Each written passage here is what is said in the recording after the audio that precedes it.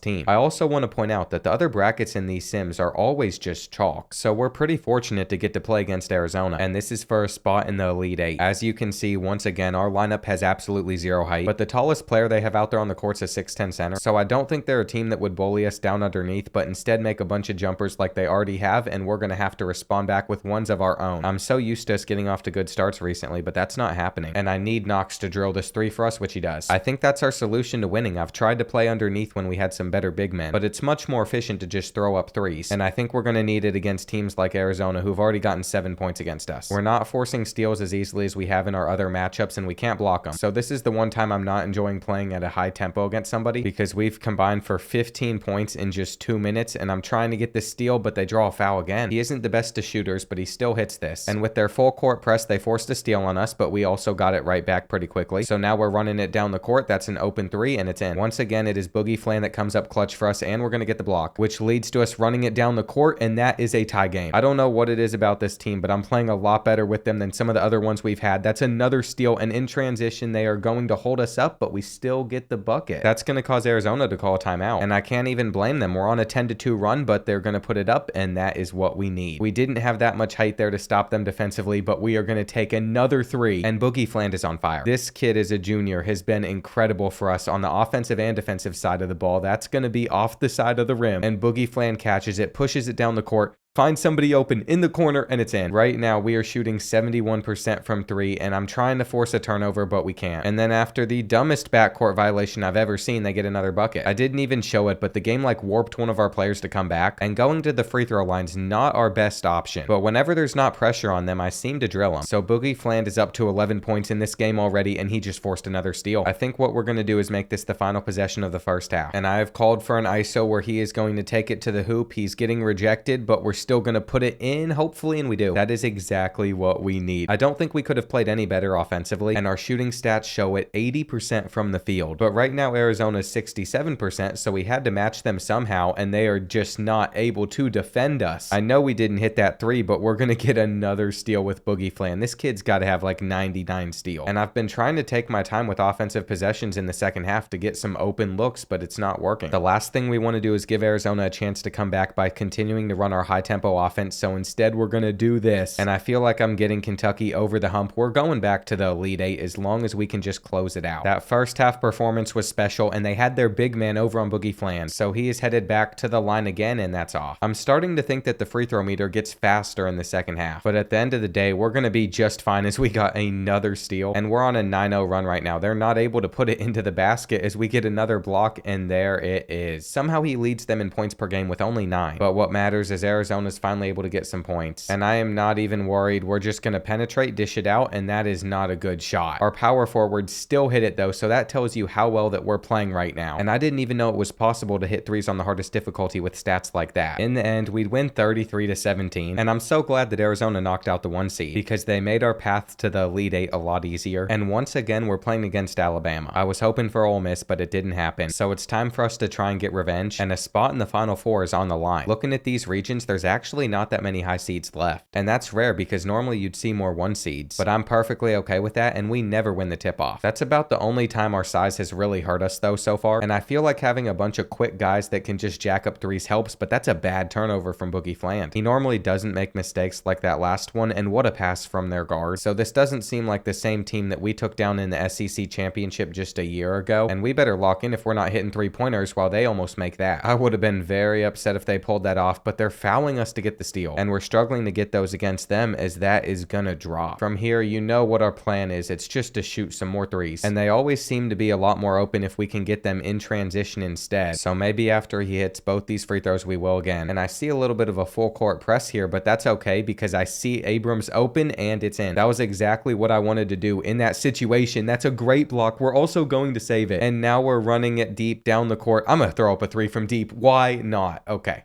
That is why. I should have probably settled us down because they get a bucket, but I love to ride the momentum in games, and that's another turnover. We have yet to force one against them, which is not a good sign, and we don't grab that rebound either. Somehow Alabama has come away with it, and that leads to more. It's still very early on, and they don't seem to guard us deep, but we are going to have to put that in, and I'm not sure what to think about this game so far as that also is made. I'm not liking how well Alabama is scoring against us, but at the same time, just like in the last round, we're also shooting well, and I should have known a matchup against the Crimson Tide would turn out like this. I'm trying to find an open shooter against their defense. I'm kind of worried after they blocked that last 3-pointer, and in transition they're gonna break free for another basket. Our defense looks atrocious right now in this game, and that's another bad shot. So I have a feeling things are just gonna get worse for us, and can we please do something? Going into the half right now, we're gonna be down by 8. That's another turnover, and I have a feeling our tournament run could end here, but they throw it out of bounds. That's exactly what we needed in this situation. I could also use Boogie Flan actually stepping up like he did before 4. And I was trying to get a steal to get us the ball back, but it didn't work. With not much time left in the first half, we're going to take this wide open 3, and that helps us a bit, but we're still down by 7. What we have to do is start cutting out on turnovers, because they're playing our own game, but they're doing it better than us, and this is going to have to eventually just lead to a 3. Unfortunately, they keep finding ways to get back to the line, so even though we had that nice bucket, we're still down by 6, and that is off. I think defensively, I'm going to have to stop playing as aggressively as we have been, and offensively, I'm trying to swing it around until we get the look that we wanted. This is a 3, and that's not going to go in, but we grabbed a rebound with Kennard, and that is a not in either. He is not made for a great center, but he's supposed to be a power forward anyways, and pushing it down the court with Boogie Fland is going to lead to him having an open 3-point shot. 3 minutes left in this one, down by 3 points. I went for the steal, and I regret it, but we get the block. So now we're going down in transition, and that's going to fall. We have gone on a run when we needed to do it the most, and there's no way that they put that in. Can somebody grab it? This is not the time for us to start having issues when it comes to rebounding. I gotta shoot this ball, and I shouldn't have, but I had to trust Boogie. He has been our best player for us, and if we could just run this in transition, we might be able to get a basket, but instead, I'm gonna take the long 3. It is 25 all of a sudden. I don't know how we have come back in this, but Alabama shoots, and they're going to have it fall. The pressure is starting to build, and we have someone in the corner, but they're locking down pretty well. You know what? I'm gonna take that. Our point guard can still drill shots for us. He might not be our primary scorer, but he has been as of recently, and I knew that was gonna be cash the second he released it, but we just had the worst turnover yet. I tried to get things going way too quick in transition, and I didn't think Boogie Fland was gonna miss the pass, but we really need this. A minute left on the clock now. This has been an electrifying game. We're gonna force the steal, and you know what? We have a 3-on-1. Surely we're able to finish this off. I don't know how we have gotten to this position, but I do not trust us to hold on to our lead, and after that missed 3-pointer, we're about to run down as much clock as we can. I don't think I want to try to go ISO and then draw a foul, because I don't know how I'm going to shoot free throws in these clutch seconds. We need to get a shot or something, and Boogie's open. Boogie's open. Take this 3. Please just drill it, and it's not in. I was hoping for the best there, and I am so passionate about getting Kentucky a championship. I've witnessed so many years of roughness. They're going to miss the 3-pointer. Just throw it up. I don't want them to have a chance to get it back, and we are moving on to the Final Four. This has been a struggle, but we have finally started to play well, and Theo Riggs almost single-handedly knocked us out. He was good, and it looks like we're going to face Michigan next, so that could be tough, but a 4 or 5 seed's going to make the championship. We have the offensive advantage versus them, but we'll see how tall their starting lineup is. My biggest fear is facing a team that works it down underneath, and I think they're going to do that because they have a 7'4" center. Well, I know we're definitely not winning this tip, and are you serious? I was not expecting that, but that guy's a giant down low, and we're going to shoot some deep 3-pointers. I don't know if I've seen a recruit that big, but I also rarely play this game. And Michigan's found their Zach Edey 2.0, but they didn't seem to feed him there, and that's off target. I'm so worried about him getting the ball, but I should probably worry about some other players. We're going to get this deal with Abrams, and he's not the guy on our team that normally gets those. It's this guy, Boogie Fland, who is going to dish it over to our small forward, and that is in. We have him playing at the 4, but he can still shoot, which is nice. And he can also run the court, so we might get by all these players to lay this one in. It's already 5-2. They've yet to feed their 7'4" center, but we are going to deflect their pass down underneath, and that's also going to be a good shot. I don't understand why they've rarely used him. We somehow blocked that, and because he's slow, it actually helps our transition offense, but we got into a half-court set, and it didn't matter. After that, Michigan has to take a timeout, and it was about time that I found my rhythm playing this game. He is standing out of bounds, and they did not call it, but the ball does not lie. They're not going to get a bucket here, and that's what happens. In transition, we've now moved it down the court to find an open 3, and we're shooting 57% from behind the arc right now, while they can't even hit 1. It's kind of hard to believe that they've gone into this tournament as a 1 seed, and if we're going to continue to hit these in transition, we might as well take it. That's a perfect block, and this Michigan team has to be the worst team that I have ever faced. They have made our defense look so good, and they are going to split us to then throw it down, but we've been aggressive, grabbed the turnovers whenever we've needed them, and I don't know if I should even be driving because we've hit so many 3-pointers in this matchup. Eventually, they're not going to fall, and that is okay, but what we have to make sure we continue to do is keep moving it in transition because they just don't know how to stop us. I think they're running like some sort of zone, and unless I start choking in the second half, I'm ready to get onto the championship because I'm going to try to put up something last second here, and that's not in, or it is. What a shot. I cannot believe it is 25-6, but we're shooting 69% from the field, and they really have not used their 7'4" center like they should have. We force another steal to get it into transition, and they just leave us wide open. So I've never seen anything like it, but I can't complain. All we have to do is start slowing things down. We're going to get another rejection, and how did we just block their center? Our guys are making everything look so effortless right now, and why are they giving us so much space? I mean, we're not going to drill it, but it's all good. They're going to hit these free throws, and now it's back to being a 15-point game where they're also forcing a steal. I was worried that they'd start to play a little bit better. Their 7'4" center just ran one of us over. So we have to go back to getting into transition and just jacking up 3-pointers. They're not falling anymore though, so that's a little worrying. And I have to call a timeout just to make sure we stop their run. We went up by so many points and we still have a decent lead, but it's just not looking as good anymore. This is not a great look from us. And we've kind of got to lock in defensively, just hope that they don't have a 3-point shooter and they throw it to us. I keep winding down the shot clock and that's going to allow us to find an open shooter, but we have yet to score a single point in this entire half, and that is embarrassing. It's a good thing that we played so well in the first, because with a minute left they have it back within 9, and I think we have to send our point guard to the line. He's the only guy I could make free throws with, and this first one is way too quick. I've got to be more careful with those, and they're going to throw it straight to us, so they have to foul again. I just want to get on the board in this first half. There we go, and maybe we'll hit another as we do. I just got to start having a softer touch, and for a slight second I got worried that we were going to choke, but we're headed to the championship. I knew I could make it happen, but I didn't think I'd do it this season, and getting Cameron Abrams was such a big recruit. My Hawaiian shirts carried us all the way there, and I thought it was going to be against Texas, but it's NC State instead. The 4 seed made a pretty good run, beating Purdue, North Carolina, and Ohio State, so I'm not surprised that they're also all A+